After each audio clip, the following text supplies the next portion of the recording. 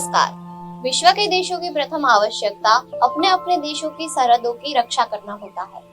इसका जिम्मा देश के रक्षा मंत्रालय का होता है। रक्षा मंत्रालय का प्रमुख कार्य रक्षा और सुरक्षा संबंधी मामलों पर नीति निर्देश बनाना। रक्षा मंत्रालय 4 विभागों का मिला जुला रूप है। इसमें रक्षा विभाग, रक्षा विकास विभाग, रक्षा उत्पादन विभाग, रक्षा अनुसंधान विभाग और पूर्व सैनिकों के कल्याण अर्थ कार्यकर्ता विभाग शामिल है। आज हम हमारी रक्षा मंत्रालय की तीनों सेना, वायुसेना, नौसेना और थल सेना के बारे में जानेंगे और समझेंगे। तो आज के इस मंथन कार्यक्रम में हम तीनों सेना की सेवा और कार्य के बारे में विस्तृत माहिती प्राप्त करेंगे। आज 4 दिसंबर है, यानी कि नेवी दिन। आज के इस गौरवशाली दिन पर हम सब हमारे भारतीय नौजवानों को वंदन करते हैं। तो आज के इस नेवी डे पर हम भारतीय नौसेना के बारे में एक छोटे से वीडियो के द्वारा जानने का प्रयास करेंगे। On the turbulent waters of the ocean, I stand firm in my country's defense. In the ocean's deepest depths, I roam unfettered. And high above the oceans, I bring my enemy down.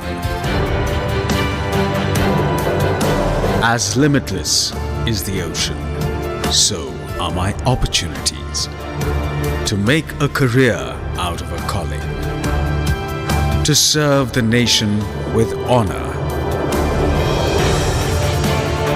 to succeed in battle and in life. The Navy gives you more. Duty called me to the ocean to ride its waves and protect our waters, to prowl beneath its surface and seek the enemy, to take wing from the waters and attack from above. In return, the ocean gave me opportunities to discover capabilities I never knew I had, to inspire me for battle, to earn the respect of my country. The Navy gives you more.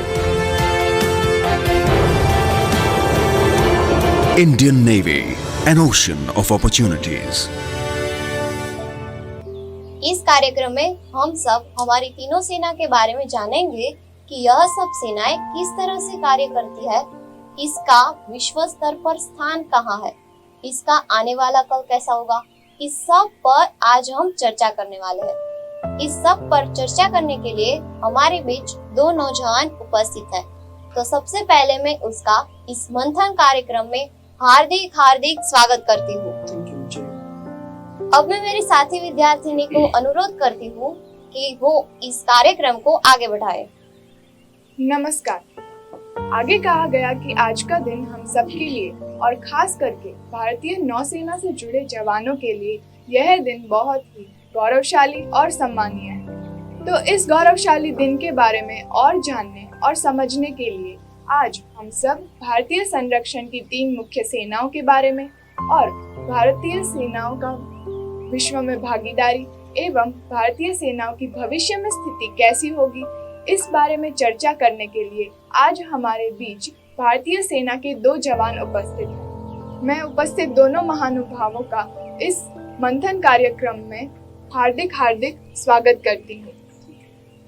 तो मित्रों, आज हमारे बीच भारतीय वायुसेना के सेवानिवृत्त अधिकारी श्री हरेंजी गांधी उपस्थित हैं, जिन्होंने भारत पाकिस्तान के बीच हुए कारगिल युद्ध में अपना योगदान दिया था। आज वह अखिल भारतीय सैनिक सेवा परिषद के सूरत प्रांत के जनरल सेक्रेटरी के रूप में योगदान दे रहे हैं। इन्होंने अपनी नौकरी के दौरान कारगिल युद्ध और ऑपरेशन पराक्रम जैसे कई ऑपरेशनों में अपना योगदान दिया है। तदुपरांत वह सूरत में प्री मिलिट्री ट्रेनिंग अकेडमी भी चला रहे हैं। वैसे ही हमारे दूसरे मेहमान जो GL कटारिया जी, जिन्होंने सेवानिवृत्त नौसेना में 1969 से 1984 तक सेवाएं दी। वह चीफ इंजन रूम आर्टिफिशियल भी रह चुके हैं तथा इन्होंने कई युद्ध में भी अपना योगदान दिया। तो फिर से एक और बार मैं उपस्थित दोनों महानुभावों का इस मंथन कार्यक्रम में हार्दिक स्वागत करती हूँ। तो सबसे पहले हरेन सर, आपको ही मेरा पहला सवाल है कि हमारे देश में सुरक्षा सेना की 3 मुख्य सेनाएं जो है वायुसेना, थल सेना और नौसेना, तो इनके बारे में हमें थोड़ी जानकारी दीजिए। जरूर। ये इंडियन मिलिट्री सिस्टम, उसकी जो 3 पार्ट है, वायुसेना यानी कि इंडियन एयरफोर्स, नौसेना ताकि इंडियन नेवी, एंड थल सेना जिसको इंडियन आर्मी कहा जाता है, जो ये तीनों सर्विसेज है, उसके साथ एक और सर्विसेज भी आती है डिफेंस सिस्टम में, वो है कोस्ट गार्ड। जो इंडियन एयरफोर्स है वो हमारी जो देश की हवाई सीमाएं हैं, हवाई सीमाओं का रक्षा करती है और साथ साथ में इंडियन नेवी और इंडियन एयरफोर्स को, इंडियन आर्मी को भी अपने एक्सरसाइज में, अपने कार्य में मदद करती है। जो इंडियन नेवी है, जो हमारे पास दरियाई सीमा शायद सबसे बड़ी दरियाई सीमा है इस विश्व में, तो वो दरियाई सीमा का जो रक्षण है वो इंडियन नेवी करती है। और बाकी जो थल सेना है वो सरहद पे, जहाँ पर जमीनी सरहद है, उसकी रक्षा करती है। और साथ में कभी कभार देश के अंदर भी जो अनरेस्ट हो जाता है तो उसमें भी इंडियन आर्मी पूरी तरह से काम करती है। तो ये तो तीनों सेवा है, इनका मेन जो काम है वो है अपनी सीमाओं की सुरक्षा करना और हमारी सार्वभौमत्व जिसको बोलते हैं उसकी रक्षा करना। सर, आपने भारतीय सेना की इन तीनों शाखाओं के बारे में हमें विस्तृत माहिती दी, पर मैं आपसे पूछना चाहती हूँ कि इन तीनों सेनाओं के मुख्यालय कहाँ है और उसके मुख्य अधिकारी कौन है? ओके। जो इंडियन आर्मी है, इनके जो चीफ है वो मनोज मुकुंद नारवणे है, और इसका जो इंडियन आर्मी का जो मुख्यालय है वो मुख्यालय न्यू दिल्ली स्थित है। आर्मी का मुख्यालय, नेवी का मुख्यालय और एयरफोर्स का मुख्यालय, ये तीनों मुख्यालय है वो न्यू दिल्ली में स्थित है। और ये जो हमारे रक्षा मंत्री जहाँ बैठते हैं, जो तीनों चीफ जो हमारी आर्मी, नेवी, एयरफोर्स है, और इनके तीनों चीफ जिसको रिपोर्ट करते हैं वो हमारे डिफेंस मिनिस्टर यानी कि रक्षा मंत्री होते हैं। तो ये रक्षा मंत्री को रिपोर्ट करते हैं। और ये तीनों की ऑफिस हमारी जो राष्ट्रपति भवन है उसके सामने साउथ ब्लॉक बोलते हैं, उधर आइए। इंडियन एयरफोर्स की जो ऑफिस है साउथ ब्लॉक के पास वायुसेना भवन, जिसको इंडियन एयरफोर्स हेडक्वार्टर बोला जाता है, ये उधर आई हुई। इंडियन एयरफोर्स के जो चीफ है इनका नाम है एयर चीफ मार्शल चौधरी। उनके पीछे जो कुछ तखल्लुस में लगते हैं जैसे AVSM, PSM ताकि अति विशिष्ट सेवा मेडल, परम विशिष्ट सेवा मेडल, ये बहुत सारी इनको जो सम्मान दिया जाता है वो भी इंडियन मिलिट्री सिस्टम में ये सब लगाते हैं, बट वो बहुत लंबा है इसलिए मैं आपको नहीं बता रहा हूँ। तो ये जो Chaudhary sir, air chief marshal Chaudhary साहब है, वो हमारे एयरफोर्स के चीफ है। नेवी के जो चीफ है वो है एडमिरल हरिराम, और जो आर्मी के चीफ है उनका नाम है मनोज मुकुंद नारवणे। आभार सर, आपने तीनों सेनाओं के मुख्यालय और उसके मुख्य अधिकारियों की माहिती। तो कटारिया सर, मेरा आपसे सवाल यह है कि इन तीनों सेनाओं के मुख्य कार्य क्या क्या है? देखिए, जैसे इंडियन नेवी का मुख्य कार्य है समुद्री सरहद को संभाल के रखना, और उसको हेल्प मिलती है कोस्ट गार्ड से। कोस्ट गार्ड को कोई भी डाउट रहता है तो इंडियन नेवी को खबर करते हैं, और इंडियन नेवी को अंदर इंस्ट्रूमेंट्स वगैरह रहते हैं। पहले तो कुछ उनकी लिमिट रहती है और उसमें उनको मालूम पड़ जाता है कि दुश्मन कहाँ है, क्या कर रहा है, पूरी माहिती मिल जाती है। उस हिसाब से वो पहले से ही तैयार रहते हैं और किसी को आने से पहले उसको अलर्ट कर देते हैं, ताकि फौज में भी कुछ कानून है, किसी को एकदम से शूट नहीं किया जा सकता। पहले अलर्ट करते हैं, अलर्ट में अगर जवाब नहीं देता तो हमको पूरा हक हो जाता है उनको शूट करने। तो सरहदी सेना में रहते हैं हमारे जहाज, और हमारे जहाज भी अलग अलग तरह के रहते हैं, और जो अपने बराबर के हवाई जहाज, पानी के जहाज़ों पे रहते हैं। कुछ पनडुब्बी रहती है जो पानी के अंदर चलती है, वो अंदर की रक्षा करती है अंदर से, और एंटी एयरक्राफ्ट रहते हैं जो ऊपर हवा में जो हवाई जहाज वगैरह गए जो इंडियन नेवी से कंसर्निंग है उनका भी मालूम पड़ जाता है, इसलिए वो इंडियन नेवी काम करती है। और ये इंडियन नेवी भी एयरफोर्स से मिलके और आर्मी से मिलके, जब तीनों सेनाएं एक साथ रहती हैं, कार्य करती है। इंडियन नेवी अलग से कार्य करे या एयरफोर्स अलग से कार्य करे, इंडियन नेवी और एयरफोर्स का आपस में बहुत गठबंधन है। बाकी जमीन का जो गठबंधन है वो थोड़ा कम है, वो एयरफोर्स से भी है और इंडियन नेवी से भी है। बाकी मेन जो है इंडियन एयरफोर्स और इंडियन नेवी का लड़ाई के टाइम बहुत ज़्यादा करती है। सर, आपने हमें सेना के कार्य के बारे में जानकारी दी, तो सर अगर युद्ध हो रहा है तो उस समय तीनों सेनाएं किस तरह से कार्य करती हैं? आपने बहुत ही अच्छा सवाल पूछा।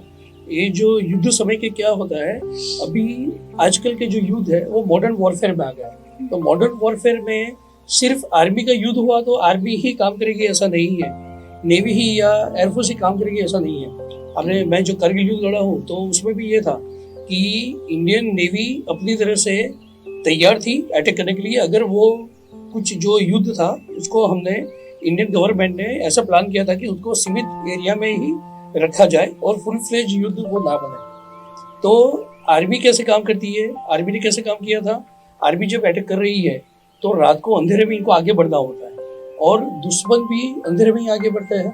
तो एयरफोर्स क्या करते हैं, एयरफोर्स टेक ऑफ करके जहाँ पर हमारी आर्मी डिप्लॉयड है तो उधर ऊपर आकाश में जाके कुछ लाइट की फ्लैश छोड़ते हैं। तो कुछ चंद सेकंड्स के लिए वो जो पूरा एरिया है पूरा दिन की तरह उजाला हो जाता है और उसके अंदर हम पता करते हैं कि दुश्मन कहाँ पर है, उसकी मूवमेंट क्या है। यही अगर आर्मी को आगे बढ़ना है तो हमें बॉम्बार्डिंग करना जरूरी है। तो एयरफोर्स आके बॉम्बार्डिंग करती है और एयरफोर्स बॉम्बार्डिंग करती रहती है और उसके पीछे हमारी जो इंडियन आर्मी है वो आगे बढ़ती रहती है। और इंडियन आर्मी को भी सपोज कहीं पर आगे बढ़ना है तो वो कैसे पता करेगा कि दुश्मन के व्हीकल्स कहाँ हैं, दुश्मन कहाँ है। तो एयरफोर्स के जो एयरक्राफ्ट होते हैं, सर्वेलेंस एयरक्राफ्ट, वो हवा में जाते हैं और उधर के फोटोग्राफ्स, उसके वीडियोस लेके आते हैं और वो इंडियन आर्मी के साथ करते हैं। और इसलिए 2020 में जिसकी स्थापना हुई थी integrated command system, integrated defence system बोलते हैं, तो उसके अंदर एक हेडक्वार्टर होता है जहाँ पर तीनों सेना के जो अधिकारी है उनको काम है कि आर्मी, नेवी, एयरफोर्स तीनों एक दूसरे के साथ मिलके जो इंफॉर्मेशन है उसका कैसे आदान प्रदान किया जाए, ताकि कोई भी अगर उनकी एक्शन हो तो आर्मी को भी पता हो, नेवी को भी पता हो, एयरफोर्स को भी पता हो जो कंसर्न व्यक्ति है। और उस तरह से अगर हम आगे बढ़े, अटैक करें, उस तरह से हम अपनी डिफेंस सिस्टम बनाएं तो क्या होगा कि बहुत सारी गलतियां होने से बचेगी। कहीं पर भी चूक होगी, दुश्मन अगर हमारे से कहीं स्मार्टनेस पे आया, अगर हम आर्मी की लड़ाई लड़ रहे, किसी ने एयरफोर्स से अटैक कर दिया तो ऐसा नहीं कि एयरफोर्स चुप बैठेगा। अगर आर्मी लड़ रही है तो एयरफोर्स भी तैयार है, नेवी भी तैयार है। ऐसा ही जब नेवी को प्रॉब्लम आता है तो एयरफोर्स भी तैयार है, आर्मी भी तैयार है। तो इस तरह से सब कुछ किया जाता है। तो अभी बिपिन रावत साहब है, वो हमारे इंडियन डिफेंस के चीफ है। जो आर्मी, नेवी, एयरफोर्स तीनों के चीफ होते हैं, वो अब हमारे जो जनरल बिपिन रावत है, जो पहले इंडियन आर्मी के चीफ थे, वो अभी ये तीनों सेनाओं के चीफ है। पहली बार पोस्ट में। तो दोस्तों, हमने भारतीय संरक्षण की 3 मुख्य सेनाओं के बारे में, उनके कार्यों के बारे में और युद्ध के दौरान हो रहे कार्यों के बारे में विस्तृत जानकारी प्राप्त की और हमें जानने को मिला कि कैसे हमारी सेनाएं विविध परिस्थितियों में कार्य करती हैं। तो हरीन सर, हमारे यहाँ ऐसे कई बच्चे हैं जो सेना में जुड़ना चाहते हैं, तो मैं आपसे जानना चाहती हूँ कि किसी भी सेना में जुड़ने के लिए हमें क्या करना चाहिए। ये क्वेश्चन मेरे दिल के बहुत ही करीब है, क्योंकि मेरा लाइफ का जो मकसद है वही एक क्वेश्चन का जवाब है। मैं इंडियन एयरफोर्स में 23 साल था, तो 23 साल में मुझे बहुत बार ऐसा पूछा गया कि गुजराती लोग फौज में आते नहीं है, सिर्फ बिजनेस करते हैं। तो मुझे बहुत बुरा लगता था। ऐसा नहीं है कि नहीं आते सर। जो है, जब मैं एयरफोर्स ज्वाइन किया था उससे 6 साल पहले सर इंडियन नेवी से रिटायर्ड भी हो चुके थे। बट जो गुजराती लोगों की फौज में जाने की जो संख्या है वो बहुत ही कम है। और आपके क्वेश्चन के द्वारा शायद बहुत सारे बच्चों को जानने को मिलेगा कि आर्मी, नेवी, एयरफोर्स क्या होता है। मैं जो भी ऑडियंस सुन रहा है इनको भी बताना चाहूँगा कि गुजरात में से फौजी लोग फौज में कम क्यों जाते हैं। इसका मेन रीज़न है कि हमारे अड़ोस पड़ोस में बच्चों को कोई फौजी देखने को नहीं मिलता। तो ये एक बहुत बड़ा रीज़न है। ऐसा नहीं है कि गुजरात के बच्चों में क्षमता नहीं है। जो हमारी गुजरात की दिकरियाँ, गुजरात की लड़कियाँ कंटिन्यूस 8 घंटे अगर डांडिया खेल सकती है खुले पैर पे, तो उसको 5 किलोमीटर दौड़ना तो उसके लिए बहुत ईजी बात होती है। तो बात यह है कि क्षमता तो है, बट इनको मार्गदर्शन का अभाव है। तो इसी के चलते मैंने अपना लाइफ का एक मकसद बनाया कि मैं इंडियन एयरफोर्स को बाय बाय करूं और एक अपनी मिलिट्री एकेडमी की स्थापना करूं, और उसके द्वारा मेरा जो टारगेट है, कम से कम 500 गुजरात के लड़के और लड़कियों को मैं फौज का यूनिफॉर्म पहनाऊं। मुझे आपको बताते हुए खुशी होती है कि मैंने अभी तक 68 बच्चों को ऑलरेडी यूनिफॉर्म पहना दिया है। वो ऑलरेडी अभी फौज में कार्यरत है। एंड आप लोग भी वैसे भी कैडेट्स तो लगी रहे हो, तो मैं चाहता हूँ कि आपके द्वारा और आप लोग भी ट्राई करें। फौज ज्वाइन करना सही में इतना डिफिकल्ट नहीं है। फौज ज्वाइन करने के लिए सबसे पहला क्या है, एक दिल में एक आग चाहिए कि मुझे देश की सेवा करनी है ना। सिर्फ अगर आपको अच्छा पेमेंट कर रहे हो और फौज में आ रहे हो तो नहीं है। बट आप बच्चों को मैं एक चीज बताना चाहूंगा, आपकी लाइफ का कोई भी ड्रीम हो, अगर आपने लाइफ में कोई भी ड्रीम देखा है अदर देन फिल्म इंडस्ट्रीज, तो फिल्म इंडस्ट्रीज के अलावा अगर आपका लाइफ का कोई भी गोल है, तो आप आर्मी, नेवी या एयरफोर्स ज्वाइन करके वो फुलफिल कर सकते हो। सपोज आपको एक अच्छा इंजीनियर बनना है, अच्छा टेक्नीशियन बनना है, अच्छा टीचर बनना है, या आपको अच्छा फ्लायर बनना है, आपको फुटबॉल खेलना है, आपको ओलंपिक्स खेलना है, आपको माउंट एवरेस्ट पे जाना है, या छोटी सी बोट में पूरी दुनिया की सैर करनी है, आपको अच्छा निशानेबाज बनना है, ऐसा कुछ भी बनना है आपको, तो आर्मी, नेवी, एयरफोर्स से बढ़िया शॉर्टकट कोई नहीं है। और सबसे पहले क्या होता है कि ये आर्मी, नेवी, एयरफोर्स के अंदर आप ज्वाइन करने के लिए मिनिमम एज जो आपकी है 16.5 साल से शुरू होता है। एंड आर्मी ज्वाइन करने के लिए अगर आप 8th पास है तो भी ज्वाइन हो सकते हैं, बट आप एज ए ट्रेड्समैन ज्वाइन होते हैं। 10th पास किया तो आपने सोल्जर जीडी की तरह ज्वाइन हो सकते हैं। और नेवी में जो मैट्रिक रिक्रूट बोलते हैं, जिसको एमआर बोलते हैं, आप एमआर बन सकते हो, बट वो सिविलियन पोस्ट है। एंड अगर आपने 12th पास कर लिया तो आर्मी, नेवी, एयरफोर्स, ये तीनों के अंदर आप सीमेन, एयरमैन या आप सिपाही, फौज में सिपाही बन सकते हो। और ये ज्वाइन करते, कई लोग ये बोलते हैं कि एयरफोर्स ज्वाइन करना है तो साइंस होना बहुत जरूरी है। It is not like that, ऐसा नहीं है। आपने आर्ट्स में 12th पास किया है, आपने कॉमर्स में पास किया है, तो भी एयरफोर्स ज्वाइन कर सकते हो, नेवी भी ज्वाइन कर सकते हो। इंडियन आर्मी में अगर आपने साइंस पास किया है तो एक अलग ट्रेड्स मिलती है, आपकी कॉमर्स है तो अलग ट्रेड मिलती है, और आप सिर्फ नॉर्मल 12th पास है आर्ट्स में तो भी एक आपको अलग ट्रेड मिलती है। तो फौज के अंदर आजकल क्या है, पहले ऐसा था लोग ये समझते कि अच्छा पढ़ाई नहीं करता तो उसको फौज में भेज दो। बट मैं आप सबको ये बताना चाहता हूँ कि फौज में जाना भी ये लोहे के चने चबाना जैसा टफ है। आजकल बहुत ज़्यादा कंपटीशन है। कभी भी अगर आपके शहर में या आपके राज्य में कभी भी आर्मी, नेवी, एयरफोर्स की भर्ती है तो आप देख लेना कि कितने लोग लाइन में खड़े हैं। ये बताता है कि सही में फौज में जाना भी इतना ईजी नहीं है। बट फौज में जाने के लिए क्या है, आपको 1.6 किलोमीटर दौड़ना पड़ता है सडन 5 मिनट और 40 सेकंड के अंदर। अगर आपने 1.6 किलोमीटर दौड़ा, मेडिकली आप फिट है, और आपकी हाइट एक सर्टेन जो अलग अलग कैटेगरी के लिए अलग अलग हाइट होती है, वो हाइट अगर आपके पास है तो आप आराम से फौज ज्वाइन कर सकते हैं। बट सब बच्चों को, एक गजरा विद्याभवन के जितने भी बच्चे हैं, इनको मैं ये बताऊंगा कि अगर मिनिमम आप 12th तो पास करके ही जाइए। इतनी बढ़िया स्कूल में आप यहाँ पर पढ़ाई कर रहे हैं और इतना अच्छा विजनरी आपके डायरेक्शन भी मिल रहा है, तो मैं चाहता हूँ कि आप बहुत ही अच्छी तरह पढ़ाई करके 12th कंप्लीट करिए, मिनिमम 60% से ज़्यादा लाने का ट्राई करिए। एंड जो बेस्ट गोल्डन अपॉर्चुनिटी है वो है नेशनल डिफेंस एकेडमी, उसको NDA बोला जाता है। और यहाँ पर आपको जान के खुशी होगी, लड़कियों को भी मैं बता रहा हूँ कि सुप्रीम कोर्ट ने इस साल से ऑलरेडी गर्ल्स के लिए भी NDA में एंट्री अलाउ कर दी है। ये बहुत ही अच्छी बात है। तो अभी जो NDA में पहले हर साल 2 एंट्री आती थी, उसमें 16.5 से 19.5 तक बच्चे ज्वाइन कर सकते थे। फायदा ये था कि 3 साल 12th के बाद 3 साल आपको फौज में ही ग्रेजुएशन करवाया जाएगा, अलग अलग एज पर आपके जो 12th में सब्जेक्ट के उनके अनुसार। एंड अगर आपके आर्ट्स या कॉमर्स थे तो आप इंडियन आर्मी में जा सकते हो NDA के थ्रू, और अगर आपके साइंस सब्जेक्ट है तो आप NDA के through Indian navy and Indian air force join कर सकते हो। बहुत लोगों को पायलट बनना होता है, तो पायलट बनने के लिए अगर आपका मैथमेटिक्स और फिजिक्स में अच्छे मार्क है और आप अच्छा कर सकते हो तो एनडीए ज्वाइन करना इजी है। एनडीए की कंपटीशन थोड़ी टफ है, बट जैसे आप 12th की पढ़ाई करते हो तो नेचुरली आप ज़्यादा ही पढ़ाई करते हो।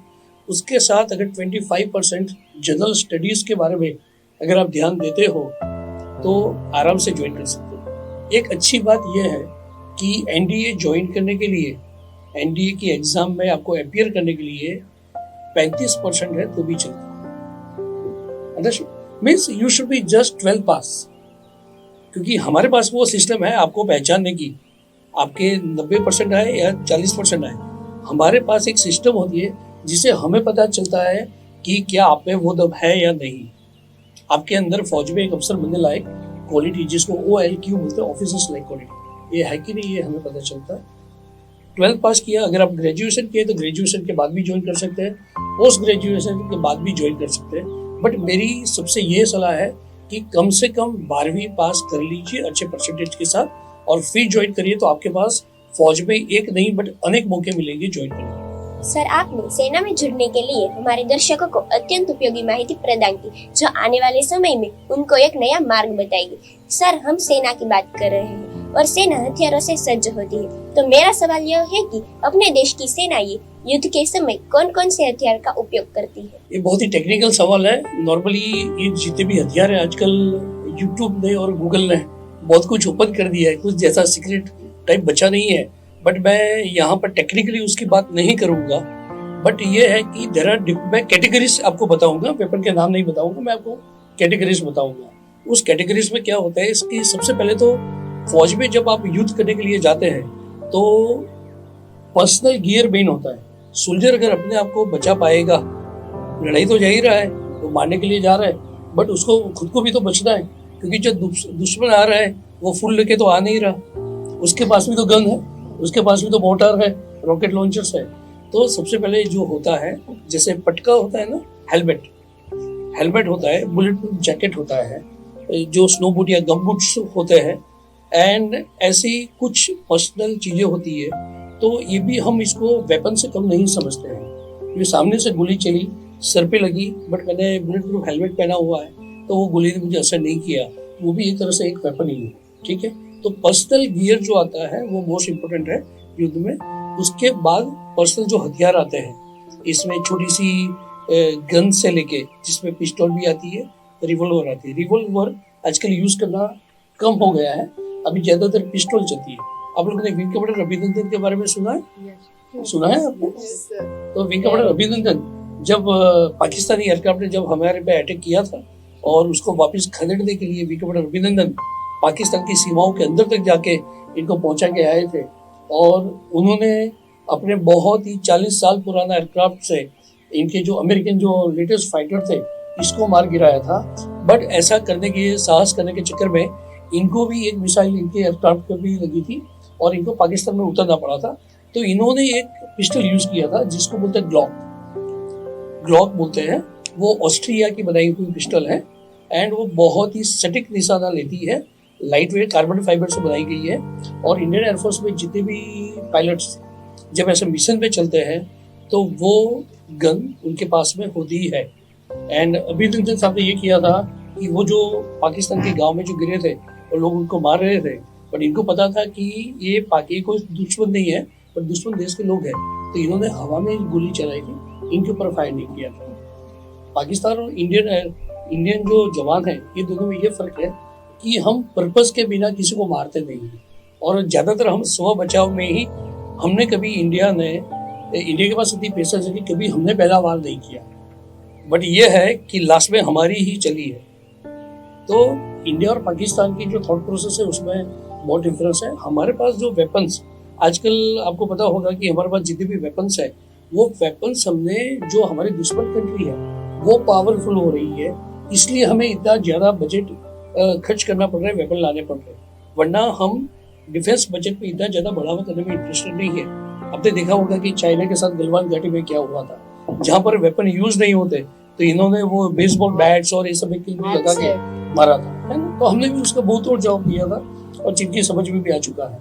तो ये जो होता है, एक तो पर्सनल वेपन हो गए जिसमें rifle, revolver, hand grenade, machine gun, stand gun. आप पबजी तो नहीं खेलते हो ना? पबजी में जैसे ओजी गन आती है और ये सब है, तो ये सब मशीन कार्बाइन गन आती है, अभी मॉडर्न मशीन गन कार्बाइन आई है, तो ये सब चीज़ें पर्सनल यूज़ के लिए होती है।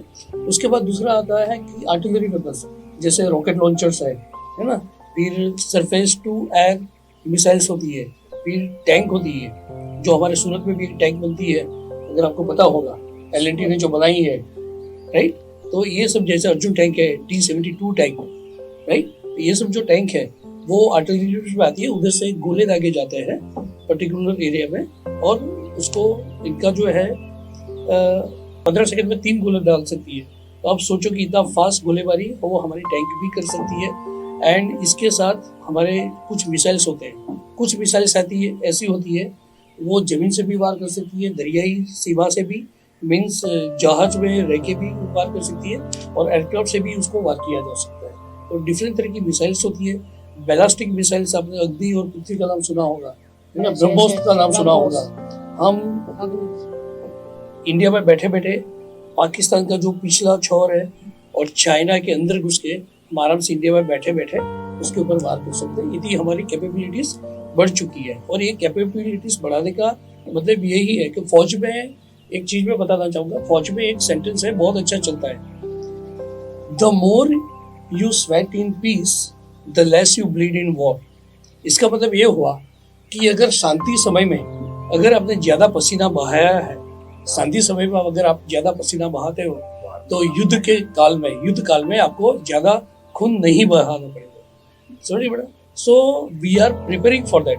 हम इतना अच्छी तरह प्रिपेयर करते हैं कि जब सही में युद्ध की स्थिति आती है तो शायद हमें इतना ज्यादा नुकसान नहीं होता, और हमारा जो सेनाओं का जो जोश है वो भी जबरदस्त होता है। आपने देखा होगा कि लेटेस्ट जो वेपन है, नेवी में आपने वेपन की बात किया, तो नेवी ने न्यूक्लियर सबमरीन जो लिया है अरिहंत, वो it is one of the finest सब न्यूक्लियर सबमरीन। उसमें जो न्यूक्लियर बॉम्ब्स है वो लेके जाया जा सकता है और वो वार कर सकती है। पानी के नीचे से आएगी, हमको पता भी नहीं चलेगा, पानी ऊपर हिलता भी नहीं, इतनी नीचे से आती है। इस तरह से वार होता है। गाजी अटैक शायद आपने देखा होगा, तो उसमें कैसा बहुत थोड़ा हुआ था, ये आपको पता चलेगा। सेम जैसे हमने हमारा जो लेटेस्ट एयरक्राफ्ट पता है आपको, लेटेस्ट एयरक्राफ्ट का इंडियन एयरफोर्स के अंदर अटैक हेलीकॉप्टर्स होते हैं, पैसेंजर हेलीकॉप्टर्स होते हैं, उसके साथ साथ जो एयरक्राफ्ट होते हैं इसमें फाइटर एयरक्राफ्ट होते हैं, ट्रांसपोर्ट एयरक्राफ्ट होते हैं, और दूसरा होता है सर्वेलेंस के लिए एयरक्राफ्ट होता है। 3 तरह के ऐसे एयरक्राफ्ट होते हैं। अभी जैसे ड्रोन है, तो ड्रोन भी हमारे पास आ चुका है, और ड्रोन में क्या है वो पायलट लेस रहता है। तो जहाँ पर हमें दुश्मन के एरिया में जाके अगर कुछ चेक करना है तो वहाँ हमें आदमी के साथ प्लेन भेजने की जरूरत नहीं है, ड्रोन भेजा, सर्वेलेंस किया, वापस आ गए। ड्रोन उधर रह के भी हमारे पास कर सकता है। दूसरी एक चीज, इंडिया के पास एक कैपेसिटी है जो भी पाकिस्तान के पास नहीं है, वो है एयर टू एयर रिफिलिंग की। जब युद्ध होता है तो हमारे फाइटर एयरक्राफ्ट दुश्मन के एरिया में जाके बमबारी करके वापस आते फाइट करती है। एक आपने सुना होगा कि डॉग फाइट एक टर्मिनोलॉजी है। जिस तरह से गली में कुत्ते फाइट करते हैं, हवा में एयरक्राफ्ट ऐसे फाइट करते हैं, आमने सामने आ जाते, एक दूसरे के ऊपर अटैक करते हैं, ऊपर नीचे जाते हैं, इस तरह से। तो it is also known as a dog fight. तो ये सब चीज़ों में क्या है, बहुत सारा फ्यूल खर्च हो जाता है। अब इतना ज़्यादा जो फ्यूल खर्च हो गया तो उसको लड़ाई तो जा रही है, तो बीच में छोड़ के नीचे आएगा तो कितना टाइम वेस्ट होगा। तो इसलिए इंडिया में क्या है, IL-78 नाम का एक जहाज है, वो एयर टू एयर रिफ्यूलिंग करता है एक साथ 4 प्लेन में। हवा में वो अपनी सीमा के अंदर ही वो अप एंड डाउन चलता रहेगा जहाँ पर युद्ध हो रहा है, और जैसे हमारे एयरक्राफ्ट में जो फाइट कर रहा है उसके अंदर फ्यूल कम हुआ तो वापस आएगा, हवा में ही करेगा, समय बचाएगा और वापस लड़ाई के लिए चला जाएगा। इस तरह से बात है। इसी तरह इंडियन नेवी में भी होता है, जहाज चलते चलते में फ्यूलिंग होता है। चालू जहाज में भी रिफ्यूलिंग होता है, ऐसा आर्मी में भी होता है। एंड आपने देखा होगा कि उसको गुजरात में विमान वाहक जहाज जो हमारे जो है, इसको it is known as aircraft carrier जो होता है। तो आप ये मत समझना कि सिर्फ इंडियन एयरफोर्स में ही पायलट होते हैं, इंडियन नेवी के अंदर भी पायलट होते हैं। इंडियन नेवी के पास फाइटर प्लेन्स भी है, हेलीकॉप्टर्स भी है, ठीक है। ऐसा इंडियन आर्मी के पास भी है। जो इंडियन आर्मी और नेवी के जो पायलट्स होते हैं इनको ट्रेन इंडियन एयरफोर्स करता है, but they have their own aircraft. Sir उसमें वो इंडियन एयरफोर्स के टेक ऑफ करने के लिए प्लेन रनवे सब बनाया जाता है। हाँ, यस यस, उसमें रनवे भी रहता है और एक साथ बहुत सारे एयरक्राफ्ट होते हैं। सर बताएंगे कि इनके जो विमान वाहक जहाज होते हैं इसमें कम से कम 10-12 प्लेन तो ऐसे वो खड़े रह सकते हैं। जैसे विक्रांत जहाज था, विक्रांत 32 जहाज खड़े होते थे और उसके अलावा नीचे स्टोरेज था, उसको लोअर करते थे, लिफ्ट की तरह ही काम करता है। ऊपर प्लेटफॉर्म होता है, पूरा प्लेटफॉर्म समेत हवाई जहाज नीचे जाता है और साइड करके पार्किंग होती है, या अंडरग्राउंड पार्किंग जैसे अपने यहाँ गाड़ियों की होती है वैसे अंडरग्राउंड पार्किंग फुटबॉल ग्राउंड तक रहते हैं प्लेन के अंदर। और एक बार मैं विक्रांत जहाज में गया था, जबकि उस जहाज में मैं सर्विस नहीं करता था, अकेला किसी को जाने नहीं देते। उसका रीज़न ये है, अकेला कोई जाएगा तो भूल जाएगा कहाँ से निकलना है, कहाँ से जाना है, कहाँ से आया था, भटकता रहेगा। इनफैक्ट ये हम लोगों के साथ भी होता है, जो सर्विस करते हैं उनके साथ भी होता है, लेकिन जो वेल ट्रेंड सर्विस वाला होगा ना वो नहीं भूलेगा। उसमें मार्किंग रहती है, कौन सी मार्किंग कहाँ से चलती है, कैसे जाती है, बाहर जाने का रास्ता मेरे को कहाँ से मिलेगा, उस हिसाब से पहुँच जाता है।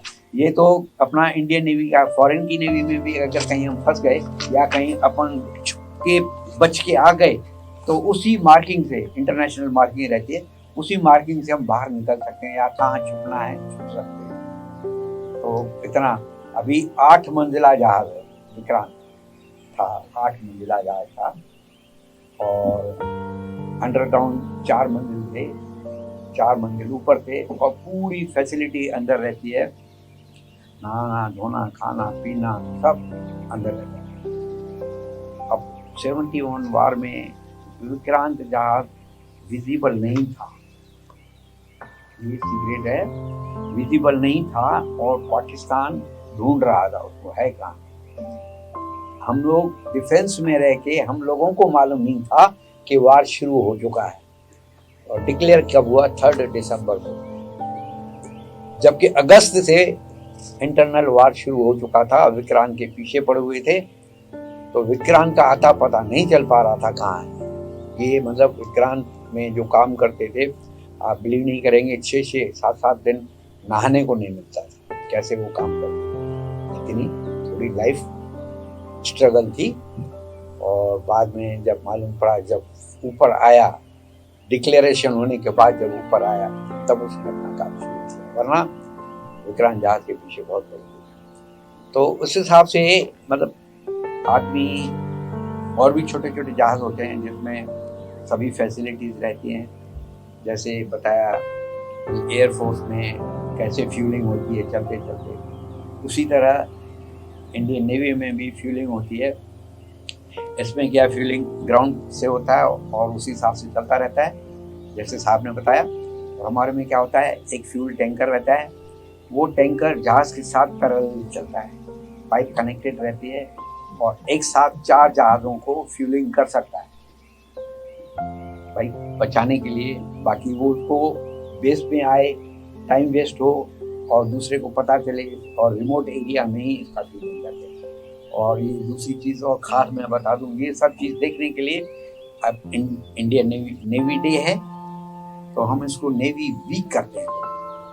आज से शुरू होता है और पूरा हफ्ता चलता है।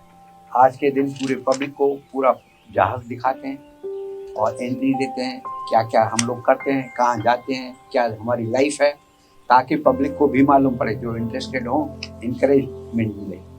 और एक दिन ऐसा आता है जो फैमिलीज़ को इनवाइट किया जाता है।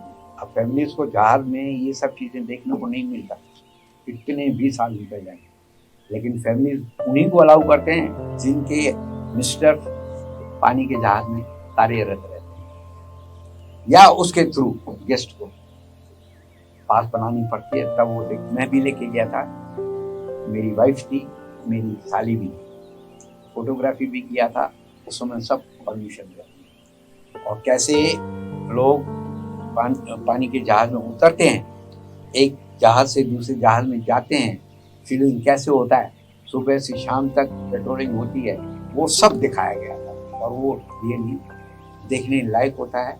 बाद में टीवी में भी दिखाते हैं, ऐसा नहीं है कि वो मतलब सीक्रेट है, टीवी में भी बहुत। वो मेरी लाइफ में जितना आनंद आया, क्रेज रहता है ना भाई, मैं नेवी ज्वाइन करूंगा, फॉरेन जाऊंगा, ये देखूंगा वो देखूंगा, हर एक बच्चे को क्रेज रहता है। और कैसे एंट्री रहती है, मेरी एंट्री बड़ी दुखद एंट्री हुई। दुखद क्या, बिल्कुल पामिस्ट्री में आप लोग बिलीव नहीं करते होंगे, लेकिन मैं एक प्रूफ हूँ पामिस्ट्री में। एक पामिस्ट ऐसा मिला, तुम्हारी जो जीवन की यात्रा मैं पूरी लिख देता हूँ अगर तुम्हारी ये जन्म पत्री सही है तो। जन्म पत्री में मिस्टेक है तो मेरी कोई गारंटी नहीं। और आज भी मेरे को बाय हार्ट याद है, उसने पूरी किताब लिख के दिया था, वो मिस हो गई है, लेकिन आज भी बाय हार्ट मेरे को याद है मेरे को घर में प्रॉब्लम क्यों आती है, कब मेरे को घर में 2 व्हीलर आएगा, कब 4 व्हीलर आएगा, कब कन्या जन्म लेगी, कब पुत्र जन्म लेगा, ये सब। और मैं सबसे पहले इनिशियल मेरे को कैसे विश्वास आया कि मैंने कहा बच्चे अक्सर क्या होता है, जैसे अपनी लाइफ सेटल करने के लिए वो मूवमेंट उनका ऐसा रहता है कि कहाँ जाऊँ, क्या करूँ, कौन सी लाइन में जाऊँ, बहुत सोचने विचारने, उसको गाइडेंस नहीं होता ना। जैसे हम लोग थे, परिवार में सबसे छोटा था, लेकिन मेरे को कोई गाइडेंस नहीं था, कोई गाइडेंस नहीं था क्या करना है क्या नहीं करना है। तो एक दृढ़ संकल्प था, आप बिलीव नहीं करेंगे, दिल्ली गया रिक्रूटिंग ऑफिस, और मैं घर बाद में गया हूँ, पहले रिक्रूटिंग ऑफिस गया हूँ स्टेशन से वॉकेबल डिस्टेंस है, वॉकेबल डिस्टेंस है। रिक्रूटिंग ऑफिस गया और मेडिकल वगैरह हुआ, किसी भी चीज में कोई अनफिट नहीं, okay okay okay okay okay.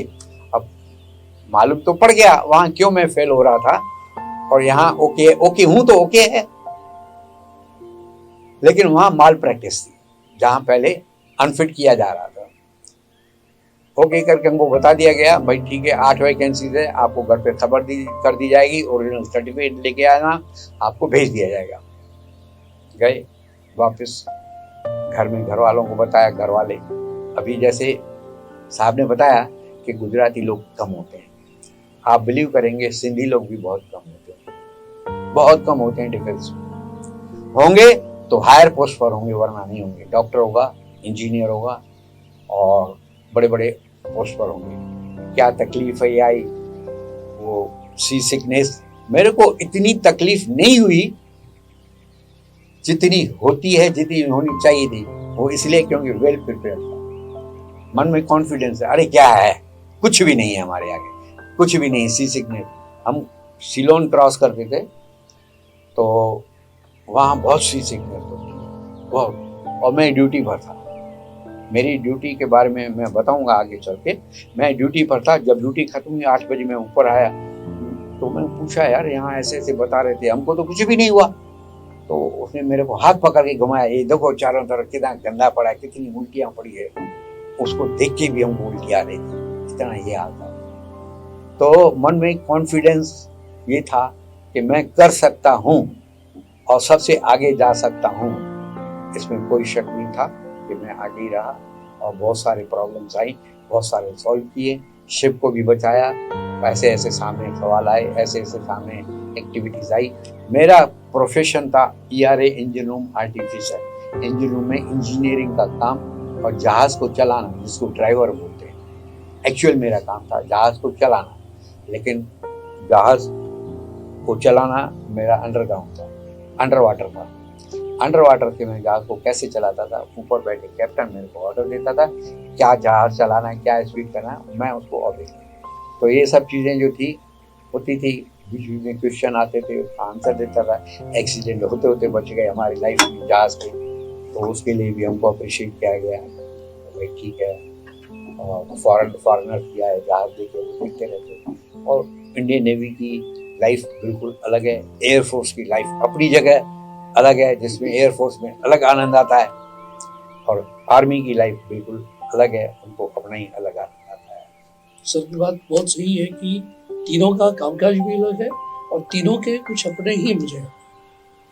Next question. Sir आपने सेना में उपयोग होने वाले हथियारों के बारे में तो पर सर ये जो हथियार वो कहाँ बनते हैं, उसको कौन सी संस्था द्वारा बनते हैं, और वो कैसे कैसे संशोधन के द्वारा बने।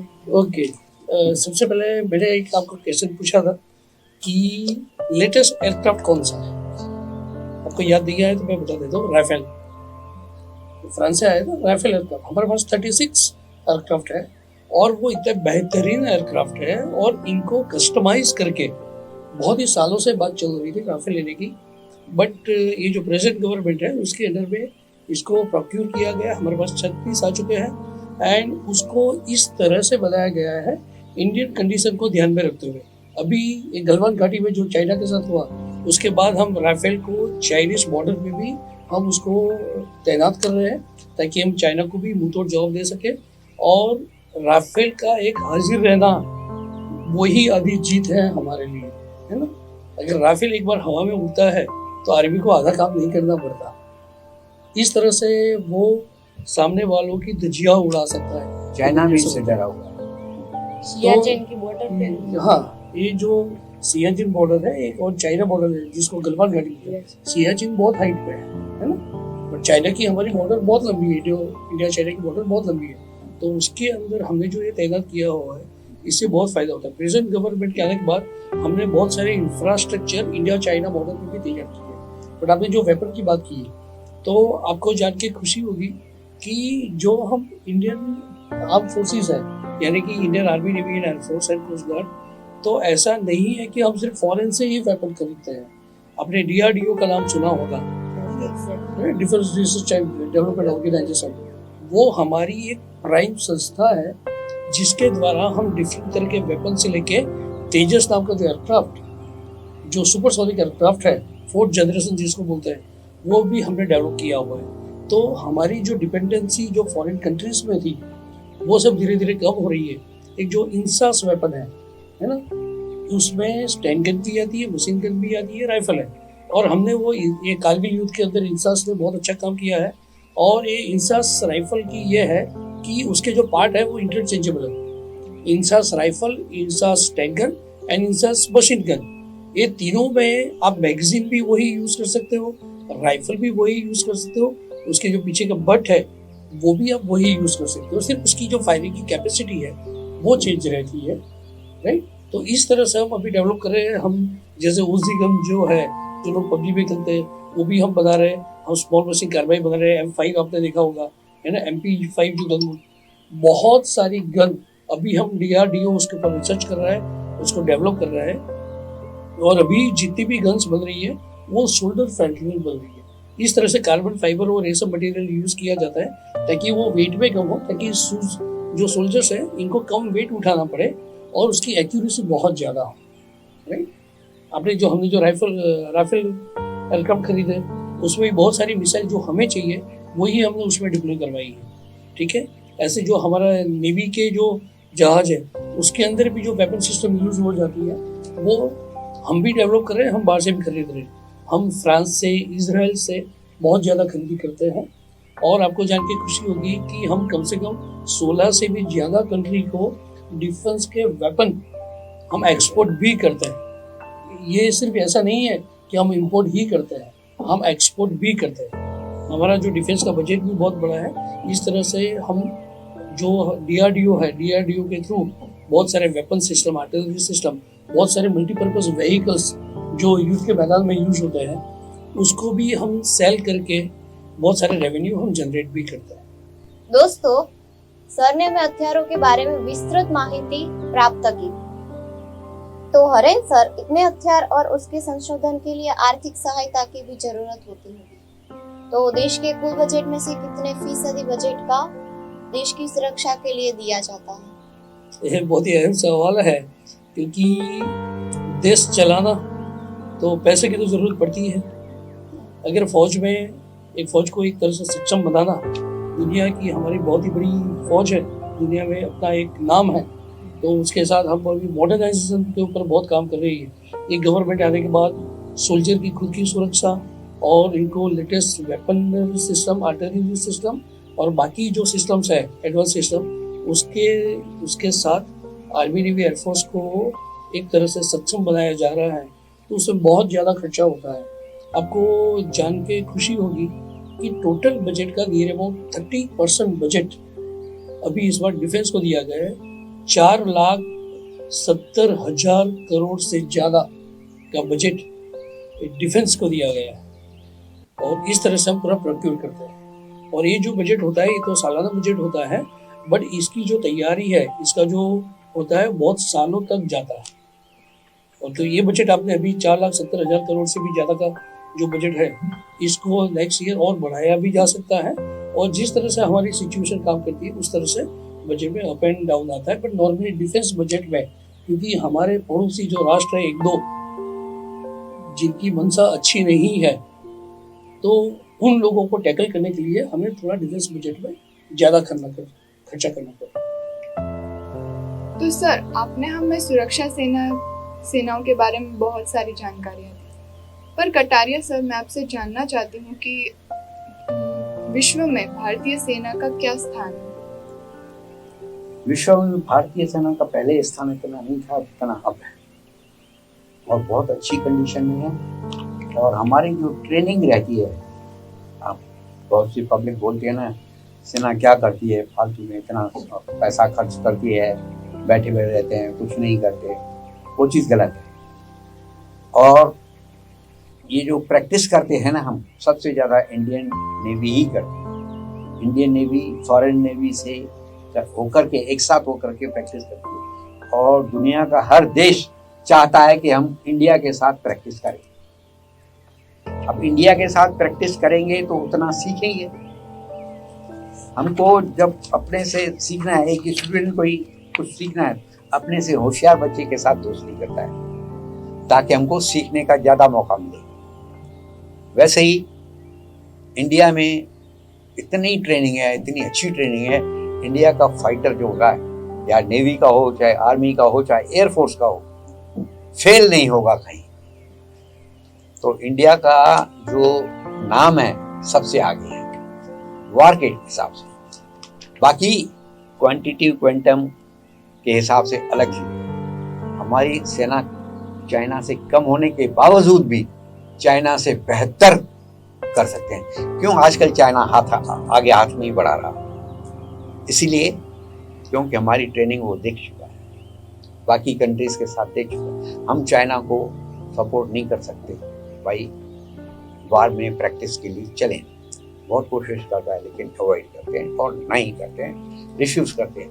बाकी कोई भी कंट्री, अमेरिका, रशिया, इंडोनेशिया, ये हम लोगों के साथ वार की प्रैक्टिस करने में इच्छुक रहते हैं, ताकि उनकी भी जो पोजीशन है अच्छी बने।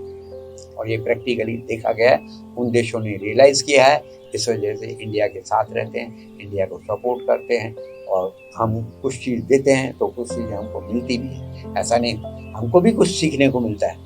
तो हमको जो सीखने को मिलता है उसको बराबर पकड़ के रखते हैं, और जो देने को होता है हम कभी मना नहीं करते। इसलिए इंडियन मेंटेलिटी को सर्वोच्च माना गया है। सर की बात बहुत सही है। जो हमारी हर एक साल Indian army, navy and air force, ये तीनों फौज जो फ्रेंडली कंट्रीज है, दो तरह की कंट्रीज होती है, एक एनिमी कंट्रीज होती है और एक फ्रेंडली कंट्रीज होती है। जैसे अमेरिका है, इजराइल है, रशिया है, फ्रांस है, और बाकी जो छोटे छोटे देश है वो हमारी फ्रेंडली कंट्रीज हैं। तो उनके साथ हम दरिया में नेवल एक्सरसाइज करते हैं, हवा में एयरफोर्स एक्सरसाइजेज होती है, और जमीन पे आर्मी की भी एक्सरसाइज होती है।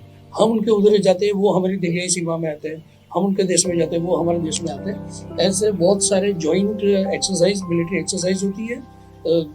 कुछ कभी कभार तो ऐसे होती है 4 या 5 कंट्री मिलके भी एक्सरसाइज करते हैं।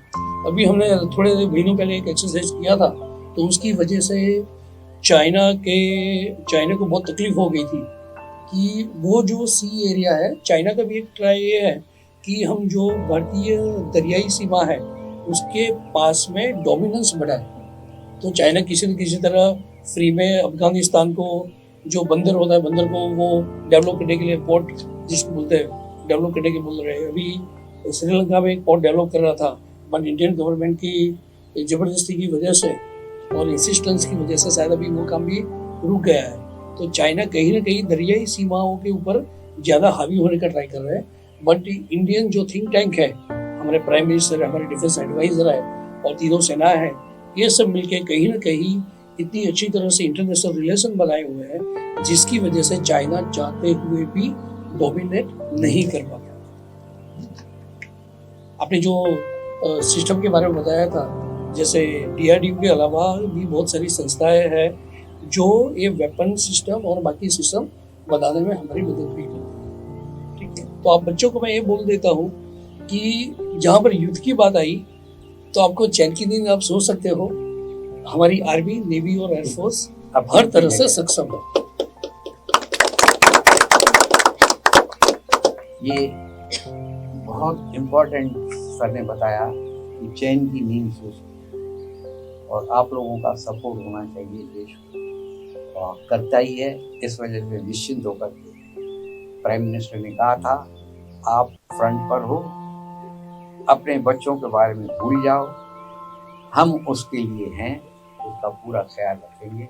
तो ये वर्ड्स सुन के डिफेंस वाला एकदम सचेत हो गया, निश्चिंत हो गया। अब हमको घर की कोई चिंता नहीं, पहले होम सिकनेस होती थी, अब पहले। सर की बात बहुत सही है। 2014 के बाद जो आर्मी, नेवी, एयरफोर्स को एक तरह का हौसला बढ़ा है, जो थोड़ा बहुत फ्रीडम भी मिला है। पहला दुश्मन सामने है, गन मेरे हाथ में है, अच्छी पोजीशन है, फिर भी गोली मारने से पहले बहुत बार सोचना पड़ता था। अभी ऐसा नहीं है। We have that freedom. हमारे पास वो कि अगर हमारी जान खतरे में है या हमारा देश कहीं खतरे में है तो हम उधर अपना डिसीजन ले सकते हैं। सोल्जर के पास ये जो फ्रीडम आया हुआ है, इसकी वजह से तीनों सेनाओं का जो मनोबल है वो बहुत हद तक बढ़ा है, और ये मनोबल बढ़ने की वजह से हमारे दुश्मन भी थोड़े ढीले पड़ चुके हैं। तो इस तरह से ये जो अंदर की बात, मीन्स देश के अंदर की सुरक्षा और बाहर की सुरक्षा, ये दोनों में बहुत ज्यादा बदलाव आया। 71 के वार में जब दिल्ली में भी वार हुआ था, तो एक्चुअली वार में क्या हम लोग वेट करते हैं, सोचते हैं भाई ऊपर से ऑर्डर आए फायरिंग। पहले इतने नहीं थे, जैसे फ्री कर दिया, जैसा समझ में आए करो या मरो, जैसा कर रहा हूँ अभी है, पहले नहीं था ऐसा। 71 वार में कराची के सामने हमारे शिप खड़े, हमको ऑर्डर मिले तो 2 मिनट का काम था पूरे पाकिस्तान को, 2 मिनट का काम। वी वर वेल प्रिपेयर्ड और प्लान करके ही आए थे। शिप जो था प्लान करके ही आया था, 3-4 शिप, अब छोड़ेंगे नहीं, लेकिन हमको ऊपर से ऑर्डर नहीं नहीं नहीं। तो इस वजह से हम भी सरेंडर कर दिए, गवर्नमेंट के आगे कुछ नहीं कर सकते। संसद पे जो हमला हुआ था उसके बाद हमारी जो तीनों सेनाएं हैं वो इस्लामाबाद तक पहुंचने के लिए हर तरह से तैयार थी, बट उधर भी यही ऐसा कुछ डिसीजन हुआ था। बट मैं मानता हूँ कि वो हमने नहीं किया, वो शायद अच्छा है। आप जो डिफेंस में नहीं है, जो भी डिफेंस के बारे में नहीं जानते हैं, उनके लिए मैं बोलना चाहता हूँ, आप बोल दो पाकिस्तान को मार दो, ये कर दो, वो कर दो, बहुत इजी है बोलना और शायद फौज कर भी सकती है।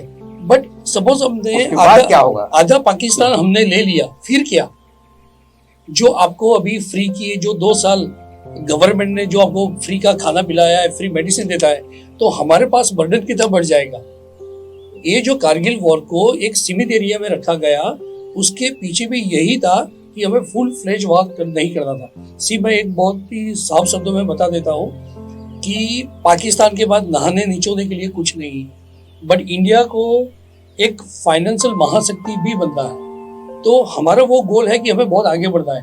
अगर कोई भी एक देश फुल फ्लेज वॉर में इन्वॉल्व होता है तो उसको प्रॉब्लम ये होता है कि वो फाइनेंशियली, आर्थिक तरह से 10 से 15 साल पीछे चला जाता है। हर फौजी ये चाहेगा कि जो POK है, पाकिस्तान ऑक्यूपाइड कश्मीर है, वो भी भारत के नक्शे के अंदर आ जाए और वही हमारा एक पार्ट बन जाए।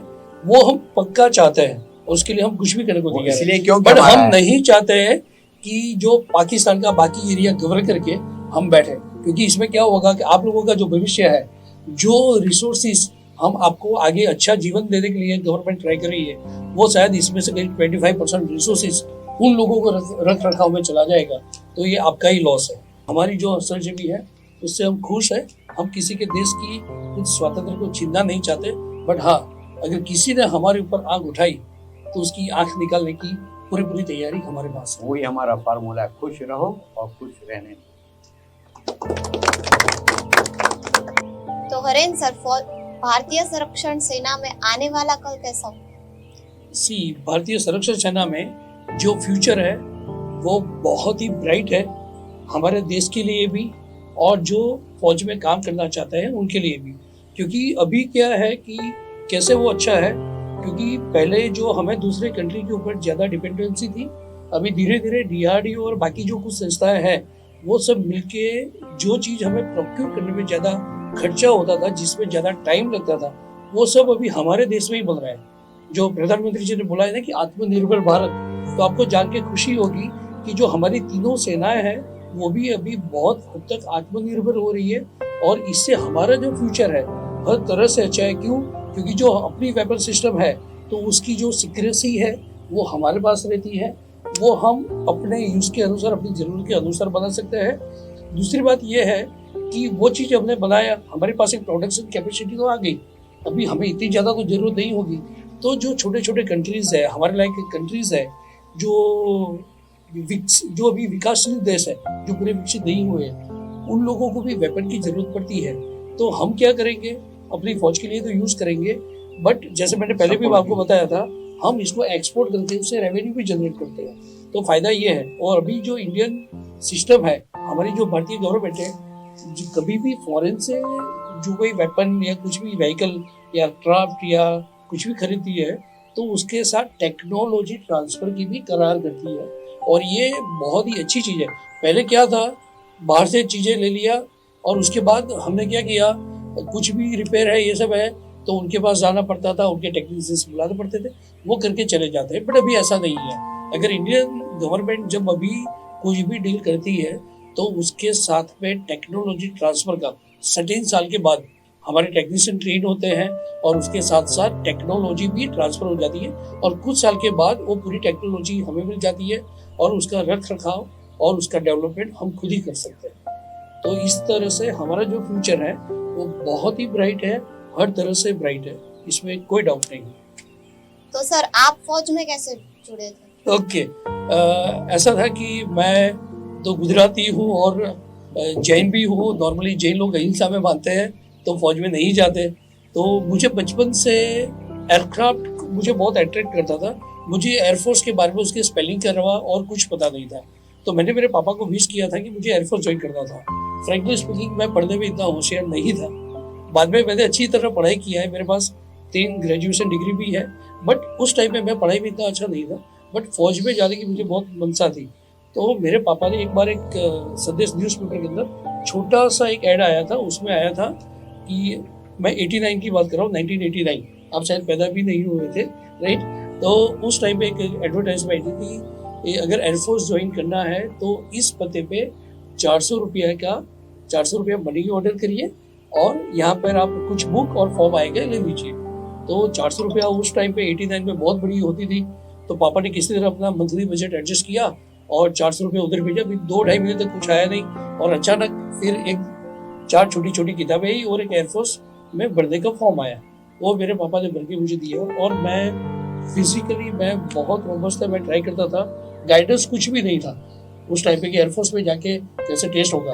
तो रिटर्न एग्जाम था, मैं जनरल नॉलेज में थोड़ा मेहनत किया था, कोई गाइडेंस नहीं था, बट पढ़ता रहता था और दौड़ता रहता था। उसकी वजह से जब मैं मुंबई में गया तो गुजरात से करीब 1239 लोग उधर टेस्ट देने गए थे, और जान के खुशी हुई जब मैं उधर गया, लाइन में खड़ा रहा तो मेरे आगे पूरे स्टाइलिश लड़के खड़े थे। मैं तो गुजराती सीधा साधा लड़का था। तो उधर मैंने देखा कि सब 6-6 फुट हाइट वाले इतनी बड़ी बड़ी इंग्लिश की नॉवेल लेके खड़े थे, वो कान में लगा के उस टाइम पे है ना वो वॉकमैन आता था, लोग ये लेके घूमते थे। तो मेरा एक बार तो कॉन्फिडेंस हिल गया कि अरे मेरा कैसे होगा। फिर मैंने बोला यहाँ तक आए हैं तो जो होगा देखा जाएगा। एंड कैन यू बिलीव, उस टाइम पे 1239 लड़के जो गए थे उसमें से सिर्फ 2 ही लड़के सिलेक्ट हुए थे, और इसमें एक मैं था और एक मराठी लड़का था। And luckily he is also in Surat nowadays. तो हम 2 ही लड़के सिलेक्ट हुए थे। बट ये है कि आपका कॉन्फिडेंस दूसरों, मैं ये क्यों बताना चाहता हूँ कि दूसरों को देख के आपका कॉन्फिडेंस कभी कम नहीं करना। आप कहीं पर भी बेटा ट्राई कर रहे हो, आप पढ़ाई कर रहे हो इतनी अच्छी स्कूल में, आगे जाके कहीं पर कुछ आप वैकेंसी के लिए अप्लाई करते हो तो आपको ये ट्राई करना है कि अगर उधर एक वैकेंसी है ना तो वो मेरे लिए बनी हुई थी। अगर ये कॉन्फिडेंस आप लोगों में भी आएगा तो शायद आपको कोई नहीं रोक पाएगा। यही। और उसके बाद में तो मैं फौज में जाके, मैं 23 साल था इंडियन एयरफोर्स में, बहुत अच्छा काम किया। मेरा जो मेन काम था वो था वेपन की ट्रेनिंग देना, फिर जो 26 जनवरी 15 अगस्त की परेड देखते हो उस परेड का मैं इंचार्ज था, उसकी ट्रेनिंग देना, ड्रिल करवाना, और योगा, इंडियन एयरफोर्स के अंदर योगा भी मैंने इंट्रोड्यूस किया था और अभी तक बहुत अच्छी तरह वो चल रहा है। तो ये मेरा काम था।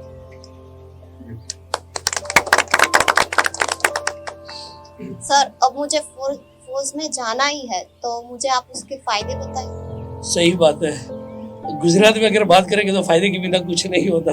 ओके, तो आपने बहुत अच्छा बताया। सी, आजकल का जो जनरेशन है वो सही में प्रोज एंड कॉन्स सोच के ही करता है। तो आई जो आपका क्वेश्चन है उसको मैं तारीफ करता हूँ और बहुत अप्रिशिएट करता हूँ कि आपने क्वेश्चन पूछा।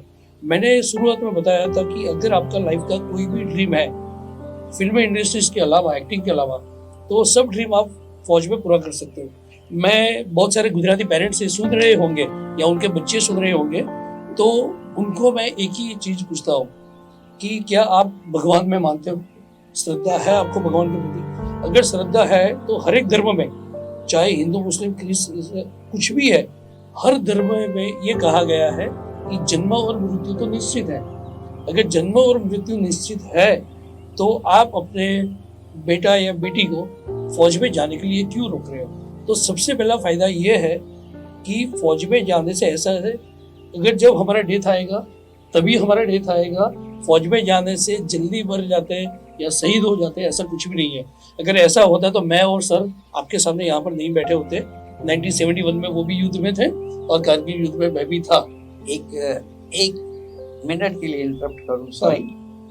ये जो बोलते हैं ना, जन्म और मृत्यु तो है ही है, मृत्यु आना ही है। मेरी शादी की बात चल रही थी तो सबसे पहला सवाल यही आया, अरे ये तो फौज में जाएगा, कभी भी गोली लग सकती है, कभी भी मर सकता है। नहीं नहीं नहीं नहीं, मतलब हमको ये रिश्ता मंजूर नहीं है। तब उसकी लड़की ने, यानी कि मेरी वाइफ ने कहा, यही आंसर दिया है, जन्म और मृत्यु किसी के हाथ में नहीं होती, गोली मारना उसका काम है, जब मृत्यु आएगी वो हमारे शरीर का काम है। सर ये बात मृत्यु जो आएगी अपने हिसाब से आएगी, तो उसको माइंड में मत रखिए कि भाई इसकी मृत्यु की वजह से ये रिश्ता नहीं करना है। अगर आपकी ये सोच है तो मेरे को करना है तो यही करना है, नहीं तो नहीं करना है। This was the answer. Sir की बात बहुत सही है, क्योंकि मैं पेरेंट्स को एक बात ये बताना चाहूँगा कि अगर फौज में आप अपने बेटा बेटी को भेजने से डरते हैं, तो जब आपका बेटा बेटी रोड पे विदाउट हेलमेट जाता है, लाइसेंस नहीं होते हुए भी टू व्हीलर चलाता है, तो वो भी आप एक बच्चे को शहीदी के लिए भी भेज रहे हो।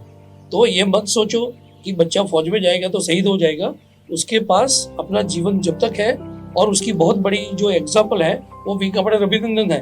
पाकिस्तान में गिर के, पाकिस्तान के हाथों में आके भी वो सही सलामत वापस आया है। ठीक है, तो फौज में जाने का एक ये फायदा। दूसरा फायदा कि आप फौज में जाने के बाद भी आगे की पढ़ाई कर सकते हो, जो भी आपको एडवांस स्टडी करना है कर सकते हो। फौज में जाने से आप वर्ल्ड के फाइनेस्ट मशीन्स है, जैसे राफेल एयरक्राफ्ट हो गया, ये जो अरियन सबमरीन हो गई, बहुत अच्छे अच्छे जहाज है, रडार्स है, टैंक है, वेपन सिस्टम है, टेक्निकल बहुत सारी कम्युनिकेशन सिस्टम है। वर्ल्ड की जो फाइनेस्ट सिस्टम है उसके साथ आपको काम करने का मौका मिलता है। वर्ल्ड का जो फाइनेस्ट मैनेजमेंट है उसके साथ आप काम कर सकते हो। तो फौज में जाने से फायदा ये है कि सबसे पहले आपका जो सेहत है वो अच्छा रहेगा। सपोज आपका आयु 70 साल का है ना, तो 5 साल का एक्सटेंशन मिल जाए, 5 साल आप ज्यादा जियोगे क्योंकि आप एक फिजिकली फिट रहते हो। दूसरी चीज, आपको जो पेमेंट मिलता है वो मैं गारंटी के साथ कहता हूँ कि आपके साथ अगर आप 12वीं के बाद फौज ज्वाइन करते हो और आपका कोई क्लासमेट इंजीनियर बनता है, तो मैं गारंटी के साथ बताऊँ वो इंजीनियर बनने के बाद जो पेमेंट मिलेगा उससे ज़्यादा आप 12वीं पास करके कर सकते हो। मैं सिंपल एक बता देता हूँ, जो 10वीं पास एक सोल्जर जीडी इंडियन आर्मी में ज्वाइन करता है उसको 26,900 रुपये मिलते हैं, 26,900। आपने भी ये समझो कि 30,000 तो महीने के पहले कहीं नहीं गए। मैंने आपको जो एनडीए का बात किया, एनडीए में आपके पेरेंट्स के लिए मैं बता देता हूँ, ये पेरेंट्स के लिए मैसेज है कि अगर आपका बेटा या बेटी एनडीए क्लियर करता है तो 12वीं के बाद आपको जो 3 साल में या 4 साल में इंजीनियरिंग, एमबीबीएस या ग्रेजुएशन का जो खर्चा आना था 10 से 15 लाख, वो नहीं आएगा, क्योंकि वो जो 3 साल वाला जो पीरियड है ग्रेजुएशन का, वो उसका पूरा जिम्मा फौज लेती है, पूरी जिम्मेवारी फौज लेती है। और सिर्फ पढ़ाती ऐसा नहीं है, एक स्टाइपेंड देती है। स्टाइपेंड मैं रकम बताऊंगा तो हर एक पेरेंट को खुशी होगी। वो हर महीने एनडीए क्लियर करने के बाद जब आप ट्रेनिंग के दौरान आपको जो स्टाइपेंड मिलता है वो 24,500 रुपये, मैं एकदम होशो हौस में बोल रहा हूँ, 24,500 आपका बेटा या बेटी को हर महीने मिलेगा। तो इतनी सारी आपको खाना पीना रहना ट्रेनिंग सब कुछ फ्री मिलता है, ऊपर से इतना स्टाइपेंड मिलता है। तो एक तरह से आप ट्रेनिंग ले रहे हो पर आपकी कमाई तो शुरू हो गई। ये सारे फायदे हैं। स्पोर्ट्स में आप आगे जा सकते हो। आपको पता है कि ओलंपिक में बहुत सारे मेडल्स, ये जो हमारा जो गोल्डन बॉय है नीरज चोपड़ा, वो कहाँ से है? फौज से तो है ना? राज्यवर्धन राठौड़ फौज से तो है। ऐसे बहुत सारे एग्जाम्पल है, एंड नंबर पर एग्जाम्पल है। इंटरनेशनल स्पोर्ट्स में आप आगे जा सकते हो। क्रिकेट में हमारी एक एयरफोर्स की ऑफिसर्स है, वो T20 में बेस्ट ऑलराउंडर, बल्कि बेस्ट ऑलराउंडर बनी हुई। एंड जो अगर आप स्पोर्ट्स में आगे बढ़े तो फौज के अंदर 6 महीना तो आपको स्पोर्ट्स खेलना है, आपको फौज का काम भी नहीं करना है। फौज आपको इतना देती है, सॉफ्टवेयर में, किसी को कंप्यूटर्स में, ये सब में इंटरेस्ट है तो आप उसमें भी आगे बढ़ सकते हो। आजकल जो साइबर क्राइम है, साइबर अटैक्स जो होते हैं वो फौज पे भी होते हैं, तो उधर भी हम काउंटर साइबर अटैक्स भी करते हैं। और उसको बचाने के लिए हमारे पास भी साइबर एक्सपर्ट्स होना जरूरी है। तो आपकी लाइफ की कोई भी ख्वाहिश हो, एंड सबसे पहले मैं एक चीज बता देता हूँ, आदमी के पास अच्छी फैमिली हो, अच्छे बच्चे हो, अच्छा घर हो, अच्छी कमाई हो, सब कुछ अच्छा हो, तो लास्ट में एक ही चीज की मंशा सबको रहती है, वो है सम्मान। आपको पता होगा, एक दृष्टि आप देख लीजिए कि आपकी अड़ोस पड़ोस में एक आदमी मर जाता है तो शायद उसके ऊपर रोने वाले इतने नहीं होंगे, बट अगर पूरे देश में कहीं और जगह भी अगर एक शहीद हो जाता है ना, तो आप ना जानते हो ना पहचानते हो, फिर भी आप उसके लिए प्रे करते हो, आप उसके लिए आंसू बहाते हो। तो ये सम्मान जो मिलेगा वो सिर्फ और सिर्फ फौज से ही मिलता है। तो इसके अनगिनत फायदे हैं। शायद 3 दिन में मैं इधर बैठ के फायदे गिनाऊं तो कंप्लीट नहीं होंगे। इसको बोलते हैं आम के आम गुठलियों के दाम। बट ये तो ये है कि जो फौज की वर्दी पहनता है ना, उसी को उसके रियल फायदे पता चल सकते।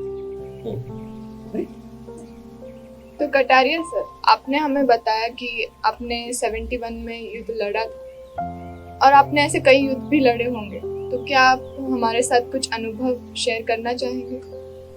71 में पहले तो हम 69 में ज्वाइन किए, 70 तक ट्रेनिंग रही और 71 में वार हुआ। तो जब हम जहाज में थे, हमारा जहाज था INS हाथी, जिसका काम था फ्यूल पहुंचाना या रसद पहुंचाना दूसरे जहाज को, जो समुद्र में रहते थे। आने में देर लगेगी या डिस्टर्ब होगा, समय जाएगा आने जाने का, तो उसके पास हम ओपनली पहुंचाते थे। दूसरा टारगेट था, इसका शिप का नाम था टारगेट शिप।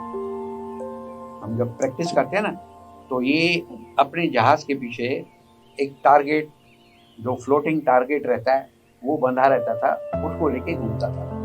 तो उस पर पूरी फायरिंग होती थी, उस पर स्टूडेंट्स लोग फायरिंग करते थे। तो हम जब डेक पर बैठे थे, जब ऑफ ड्यूटी थी, ड्यूटी में तो नीचे ही रहते हैं, ऑफ ड्यूटी में जब डेक पर बैठे थे तो हमारे सर के ऊपर एक बम निकल गया, गर्दन नीचे कर लिए, हालांकि हार्डली डिस्टेंस होगा 10-12 फुट का। तो ये सब देख के सब घबरा गए थे जो भी बैठे थे, कहीं उस स्टूडेंट से थोड़ी और गलती हो जाती तो हमारा जहाज गया था। तो वो चीज़ नहीं हुई। तो उस टारगेट शिप के ऊपर एक्सरसाइज करवाते थे, और आपको जैसे पहले मैंने बताया था, ट्रेनिंग में बहुत ध्यान देती है गवर्नमेंट, और बहुत अच्छा ट्रेनिंग शिप था और हम भी उसमें काम किए। एक बार उसमें क्या है, मैं ड्यूटी पर था, उसमें क्या 24 घंटे ड्यूटी रहती है, तीसरे चौथे दिन के बाद। एक बार मेरे को ऐसा सपना आया, मेरा जहाज डूब रहा है, मेरा जहाज डूब रहा है और मैं ड्यूटी पर हूँ, मेरे होते ही जहाज डूब रहा है। आप बिलीव नहीं करेगा कोई भी, मैं बाहर आके देखा, जो उसकी लाइफ लाइन रहती थी जहाज की, वो नीचे जा चुकी, 3-4 इंच नीचे। मतलब अंदर कुछ भर रहा है पानी और जहाज का वजन बढ़ रहा है, जिसकी वजह से वो नीचे होता जा रहा है। मैं सपने में देखा और तुरंत आके बाहर आके देखा, अरे मेरे को क्लिक हुआ, दिन में जो मैंने काम किया था वहाँ मिस्टेक है, सीधा जाके वहाँ जाके उसको ब्लॉक किया। प्लग मारा, पानी अंदर आना बंद हो गया, पानी अंदर आना बंद हो गया। तो जो जहाज को डूबने से बचाने वाला जिसको बोलते हैं ये था। सवेरे तक अगर मैं सोता रहता, मालूम नहीं पड़ता, तो और इंची जाता, और एक पोजीशन ऐसी आती है कि बिल्कुल बोलते हैं ना आखिरी सांस, वो अगर आ जाती जहाज की तो कोई बचा नहीं सकता। हालांकि उस जहाज को भी समुंदर से निकाल के रिपेयर करके चलाया जा रहा था। अंग्रेजों के टाइम में वो डूबा हुआ जहाज था, समुंदर से निकाल के। ये तो बाकी नेवी की लोग बिलीव नहीं करते थे क्या ये तो समुद्र का पुराना जहाज है, ये लोग कैसे, और उसके बावजूद भी इतना 60 साल चला। ये इंडियन टेक्नोलॉजी की या चलाने वालों की होशियारी मानी जाती है अभी भी। तो उसको मैंने चलाया। अभी मैं अपनी गलती किसको बताऊं, डर तो लगता है भाई, मेरे से गलती हुई, लेकिन मैंने पकड़ी भी, शाबाशी भी देना चाहिए। तो मैंने जो ड्यूटी पे रहता था उसको नहीं बताया, किसी को भी नहीं बताया भाई क्या होने वाला था, क्या सपना देखा, क्या हुआ। लेकिन अपना बॉस जब 8 बजे आया उसको बताया, सर रात में ऐसा ऐसा हुआ। दंग रह गया, बोला हाँ तुमने बता ऑफिसर ऑफ द डे को बताया? मैंने कहा नहीं बताया सर। ठीक है कोई बात नहीं बताया, अच्छा किया। तो ऑफिसर्स ऐसे रहते थे, आप उनसे कोई चीज छुपाएंगे ना आपको प्यार नहीं करेंगे। अगर आप सब चीज बता देंगे, अपनी गलतियां भी, आपको माफ कर देंगे।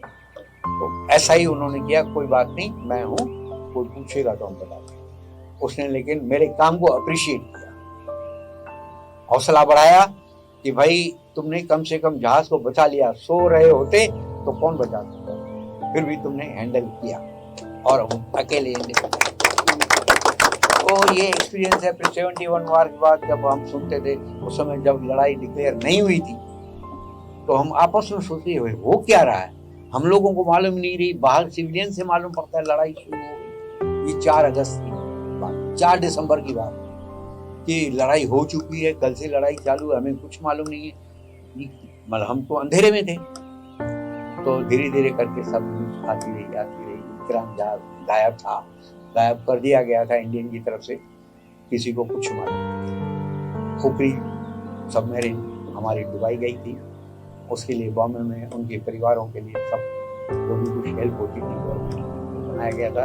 हम लोगों का निवास स्थान नेवी नगर था बॉम्बे में, हम वहाँ रहते थे।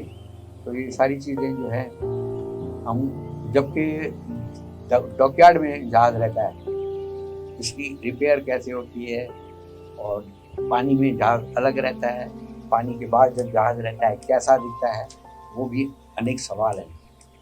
तो उसमें क्या समय न होने के कारण नहीं बता पाऊंगा मैं। सर आपने भी कारगिल युद्ध में हिस्सा लिया था, तो क्या आप हमें अपना अनुभव बता सकते हैं? जो कारगिल युद्ध का अनुभव था, मैं बहुत ही शॉर्ट में आपको बताऊंगा कि पाकिस्तान का एक मिस एडवेंचर था, और पाकिस्तान का जो प्राइम टारगेट है वो मुंबई में जो बॉम्बे आई है, जहाँ पर हमारी पेट्रोलियम पैदाश आती है, उधर थी। तो पाकिस्तान ने क्या किया था कि उधर बॉम्बे हाई पे अटैक करने की वो योजना बना रहा था। तो हम अपने रडार लेके ऐसे स्ट्रेटेजिक लोकेशन पे थे ताकि पाकिस्तान अगर बॉम्बे हाई पे अटैक करने जाता है तो हमारे रडार में आ जाएगा, और भुज में, जामनगर में और खुदा में हमारे फाइटर एयरक्राफ्ट तैयार थे उसको सामना करने के लिए। तो अगर पाकिस्तान को हमारे रडार से बचना है तो कम से कम 40 किलोमीटर और दूर से जाना पड़ेगा, और पाकिस्तान की मजबूरी ये थी अगर 40 किलोमीटर दूर से बॉम्बे हाई पे अटैक करने जाएगा तो वापस जा नहीं पाएगा क्योंकि उसके पास फ्यूल खत्म हो जाएगा। तो ऐसे स्ट्रेटेजिक लोकेशन पे हम पाकिस्तान के एयरक्राफ्ट को इंटरसेप्ट करते हैं और उधर से जाने से रुकते थे, ये था। और आप बच्चों को देख के मुझे एक याद आता है कि उधर हमारे पास एक छोटे छोटे कार्ड्स आते थे, ग्रीटिंग कार्ड्स आते थे, और इसमें लिखा हुआ था dear soldiers we are with you. छोटे बच्चों का अपनी लैंग्वेज में, अपनी हैंड राइटिंग में लिखे हुए ऐसे जो ग्रीटिंग कार्ड्स थे वो हमारे लिए बहुत ही ज़्यादा हौसला अफजाई करते थे, और वो हमारे लिए युद्ध के लिए शायद बहुत ही बड़ा मोटिवेशन होता था। Thank you. तो आज हमने इस मंथन कार्यक्रम में बहुत सारी जानकारियाँ प्राप्त की। तो आप दोनों सर से मेरा एक आखिरी सवाल है कि आप आज के दिन हमारे दर्शकों से क्या कहना चाहते हैं? मेरा तो संदेश एक ही है जो जॉन एफ कैनेडी ने 1965 में जब अमेरिका के प्रेसिडेंट बने थे तब कहा था कि do not ask what your country can do for you but ask yourself what you can do for your. Means मैं हिंदी में ये बताना चाहूंगा कि कभी आप ये मत पूछो कि आपका देश आपके लिए क्या करेगा, बट हरदम अपने जहन में अपने आप से पूछते रहो कि मैं अपने देश के लिए क्या करूँ। अगर भारत का हर एक नागरिक हर एक युवा अगर ये सोचने लग जाए तो मेरा जो देश है, हमारा जो देश है, वापिस सोने की चिड़िया बहुत जल्दी बन जाएगी। यही मेरा सोच। मैं ये चाहूँगा कि हर परिवार में जहाँ 2 बेटे हैं, 2 बच्चे हैं, एक बच्चा जो है डिफेंस में ज्वाइन करे तो डिफेंस में क्या क्या चीज़ अवेलेबल रहती है। सबसे बड़ी चीज़ है डिसिप्लिन, जो अपने यहाँ सिविल में डिसिप्लिन नाम की चीज़ नहीं। यहाँ तक कि गाड़ी खड़ी करने की भी उनको डिसिप्लिन नहीं है कि गाड़ी कैसे खड़ी की जाती है। डिफेंस में रहने पर इतना डिसिप्लिन होता है कि वो अपने बारे में भूल जाता है पर पहले दूसरे के बारे में सोचता है। तो ये डिफेंस से ही आ सकती है। और डिफेंस में ज्वाइन करने से किसी भी परिवार के बच्चे को नुकसान तो कुछ है ही नहीं, फायदा ही फायदा है। पेमेंट मिलेगा, सीखने को मिलेगा और 4-5 जगह उठने बैठने की जो तहजीब होगी वो सीखने को मिलेगा। आप देखेंगे डिफेंस वाले आदमी का और सिविल वाले आदमी का चाल चलन में रात दिन का फर्क। वो कैसे उठता है, कैसे बैठता है, कैसे बात करता है, उसके मुंह से गलत बात कभी नहीं निकलेगी। मुंह से जो मतलब गलत शब्द होते हैं वो कभी नहीं निकलेंगे, नेवर लाइफ। बाकी जो आप देखेंगे गलियों में जाने में आने में बहुत सारी बातें तो बहुत सारा डिफरेंस आ जाता है डिफेंस में हर परिवार से एक दो। और उसमें क्या है, उसमें फ़ायदे ये हैं कि डिफेंस को एक मिल जाएगी आदमी भाई सिखाने के लिए। डिफेंस के ऊपर लोड तो पड़ेगा लेकिन परिवार को कितना फ़ायदा होगा ये परिवार ने बारीकी से सोचा नहीं है। बारीकी से हर पर ये सोचे भाई मैं अब मेरे 2 बच्चे हैं, एक बच्चा चला जाएगा, एक बच्चे को परेशानी होगी, ये अगर सोचा तो मतलब ही इज ए सेल्फिश। वापिस ट्रेनिंग के बाद भी तो तुम्हारे पास ही आना है भाई। ऐसा जरूरी नहीं कि आप डिफेंस में मैं रहा 15 साल के बाद वापस आ गया, अपने परिवार के साथ रहा। और आप बिलीव नहीं करेंगे सबसे छोटा बच्चा मैं था, माँ ने कैसे छोड़ा होगा। सबसे बड़े थे और मेरे आने के बाद डिफेंस में आने के बाद एजुकेशन का डेवलपमेंट इतना हुआ परिवार में। बाकी जो बड़े भाइयों के बच्चे थे वो डिफेंस में नहीं एजुकेशन में जाने लगे। अभी कोई अमेरिका में है, कोई दूसरी कंट्री में, कोई यहाँ अच्छी पोस्ट पर। मतलब मेरे चेंज होने के बाद नहीं होता तो उनको भी शायद नॉलेज नहीं आता। ये डिफरेंस है। मैं चाहूँगा कि हर बच्चा ये सोचे कि जाऊँ। तो दोस्तों आज के इस मंथन कार्यक्रम में हम सब ने भारतीय सेनाओं के बारे में बहुत सारी विस्तृत जानकारियां प्राप्त की और इन्हीं सेना और सेना के जाबाजों के कारण ही आज हम हमारे घर में और हमारे देश में सुरक्षित रहते हैं। इस कार्यक्रम में हमने जो माहिती या जानकारी प्राप्त की वह हमारी जिंदगी में कहीं ना कहीं उपयोग में जरूर ही होंगी, परंतु इससे प्रभावित होकर हमारे में से कोई देश की रक्षा में जुड़ेगा तो हमारा यह प्रयास सफल होगा। तो आज के इस मंथन कार्यक्रम में अपने अपने जरूरी समय में से समय निकालकर आप हम जैसे विद्यार्थियों के लिए उपस्थित रहें। तो गजेरा ट्रस्ट, गजेरा शाला परिवार, शिक्षकगण और हम विद्यार्थियों की ओर से मैं आपका सादर आभार व्यक्त करती हूँ और आने वाले समय में अब हम जैसे विद्यार्थियों के लिए उपस्थित रहेंगे और हमें मार्गदर्शन देंगे, ऐसी अभिलाषा। तो फिर से आपका धन्यवाद और जय हिंद। जय हिंद।